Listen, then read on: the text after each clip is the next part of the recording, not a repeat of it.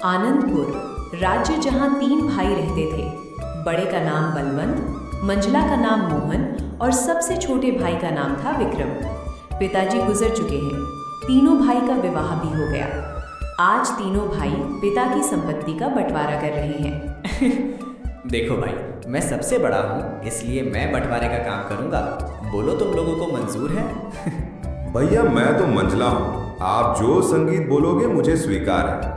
भैया आप दोनों तो मेरे बड़े भैया हो, मैं तो सबसे छोटा हूँ। आप लोग जो फैसला करोगे मैं उसे स्वीकार कर लूँगा। पिता के जाने के बाद आप दोनों को मैं पिता स्वरूप मानता हूँ। तो फिर ठीक है, सबसे पहले हम खेतों का बंटवारा करते हैं। देखो भाई, हमारे पास 2 खेत हैं और 1 मेड़ है।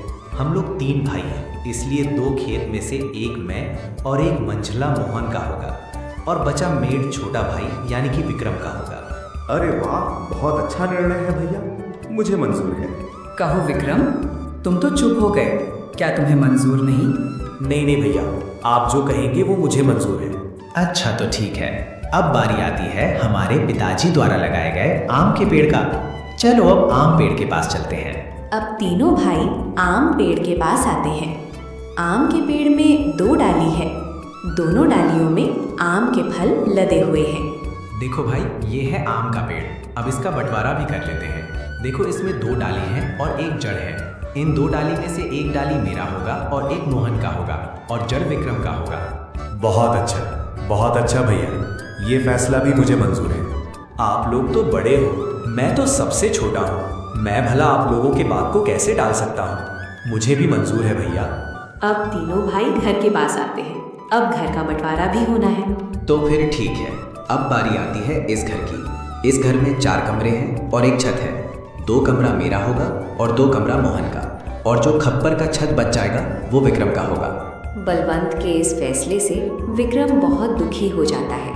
फिर भी बड़े भाई का फैसला मानकर वो कुछ नहीं कहता है। इस तरह घर का बंटवारा भी पूरा हो जाता है। अरे भैया, खेत, पेड़ और घर के बाद और एक जरूरी चीज तो आप भूल ही गए। अरे मोहन, वो क्या जरूरी चीज है जो मैं भूल गया हूँ? संगीत, क्या तुम मुझे याद दिला सकते हो? भैया, पिताजी ने हम तीनों भाइयों के लिए कुछ रुपए पैसे भी तो छोड़ गए हैं, आप उसे कैसे भूल सकते हो? अरे हाँ, याद आया। जरा रुको, मैं अभी लेकर आता हूँ।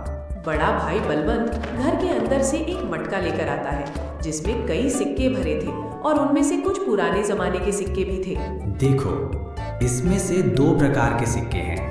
एक जो अभी वर्तमान में चल रही हैं, वहीं दूसरा जो हमारे दादा के दादा जमाने के हैं, यानी कि बहुत पुराने जमाने के सिक्के हैं, जो कि कुछ अजीब धातुओं। तो भैया, अब इन सिक्कों का कैसे बंटवारा करोगे आप? तो सुनो, अभी के ज़माने में जितने भी सिक्के चल रहे हैं, उन सिक्कों को मैं और मंझला भाई मोहन का होगा, और जो सिक्के बहुत पुराने हैं, जो कि पुराने धातुओं से बनाए गए हैं, वो विक्रम का होगा।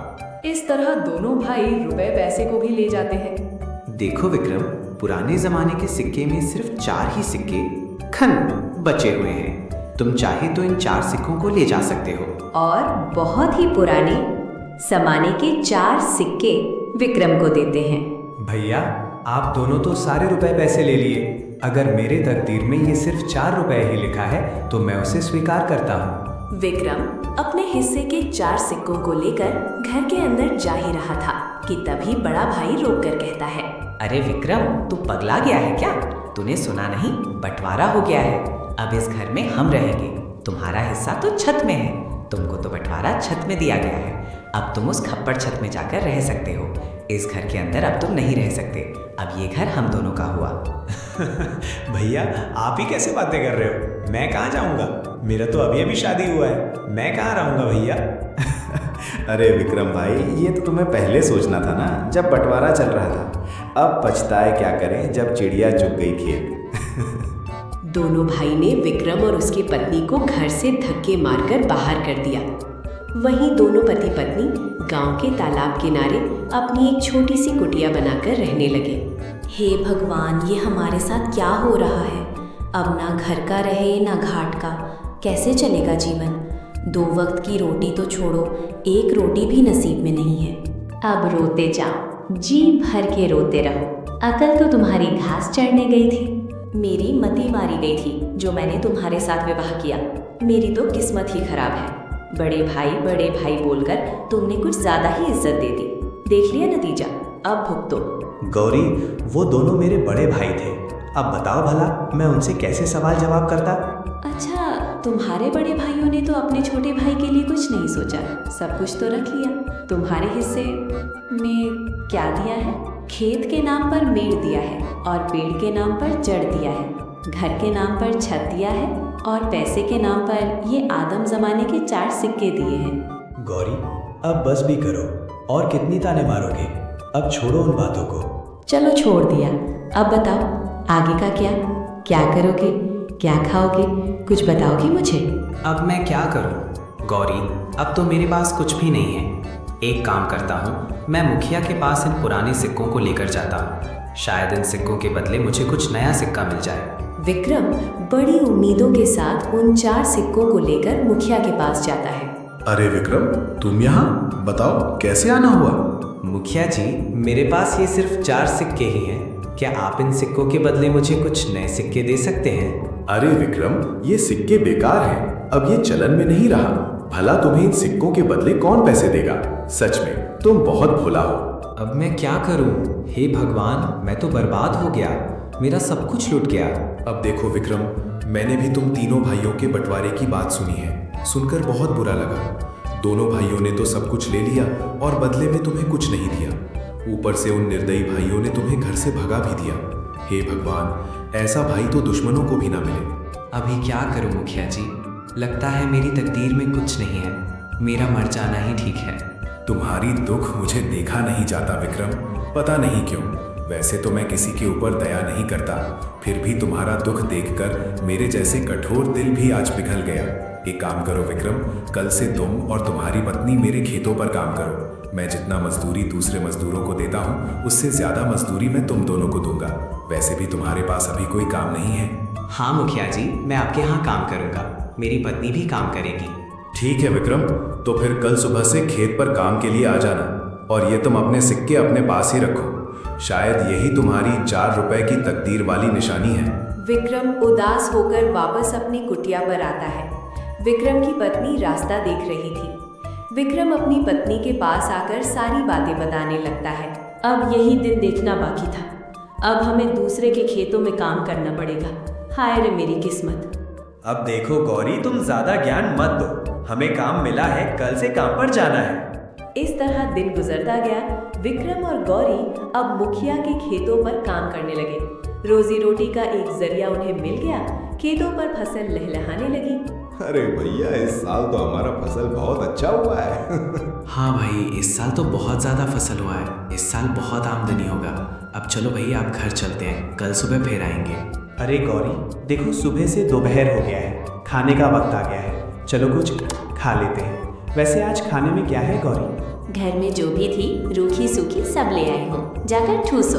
थके हारे विक्रम और गौरी दोनों खेत के एक किनारे में बैठकर खाना खाने लगते हैं। अरे गौरी, क्या हुआ? तुम अचानक खाना क्यों बंद कर दी? नहीं कुछ नहीं, मैं तो बस ऐसे ही कुछ सोच रही थी। क्यों गौरी, क्या हुआ? बताओ भी। देखो ना, हम कितना काम करते हैं, सुबह से लेकर शाम तक। ऐसा कब तक चलेगा? क्या तुम्हें नहीं लगता कि हमारा कोई संतान भी हो जो बुढ़ापे में हमारा सहारा हो?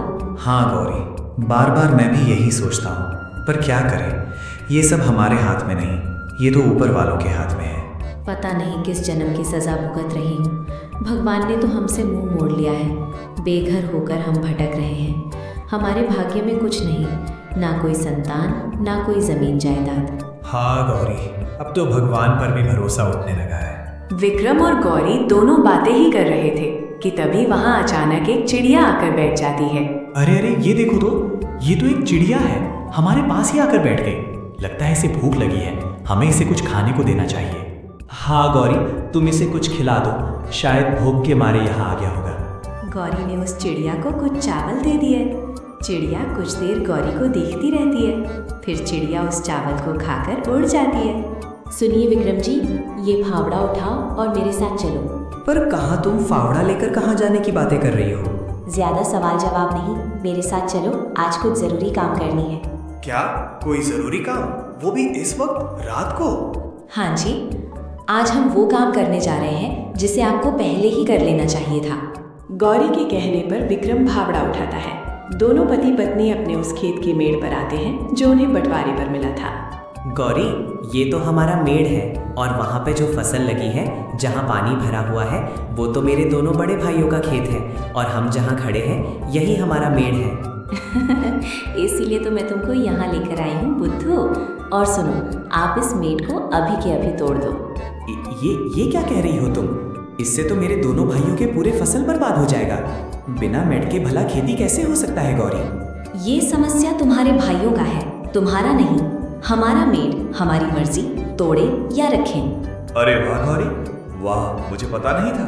तुम तो बड़ी होशियार हो, अब मुझे समझ में आ गया। इस तरह गौरी और विक्रम ने खेत के सारे मेड़ को तोड़ दिया, जिससे खेतों से पानी बह गया और फसल बर्बाद हो गया। अगली सुबह जब दोनों भाई खेत पर पहुंचते हैं, हे भगवान, ये क्या हो गया? हमारे सभी फसल तो बर्बाद हो गया। कितनी अच्छी फसल लगी थी। सोचा था इस साल सोने के गहने लूंगा, पर सपना सपना ही रह गया। अरे भाई, हम दोनों तो बर्बाद हो गए रे। कितनी अच्छी फसल लगी थी, अब बिना पानी से सब सूख गया। भला अब फसल कैसे होगी? अरे भैया, वो देखो, खेत का मेड़ को किसी ने तोड़ दिया है। जब मेड़ ही नहीं है तो खेत में पानी कहाँ रहेगा और हम सिंचाई कैसे करेंगे? जरूर ये काम विक्रम का होगा, जरूर उसने होशियारी की होगी। बलवंत और मोहन दोनों रोते हुए घर को आते हैं। घर आकर अपनी पत्नियों को सारी कहानी बताने लगते हैं। अरे ये क्या हो गया?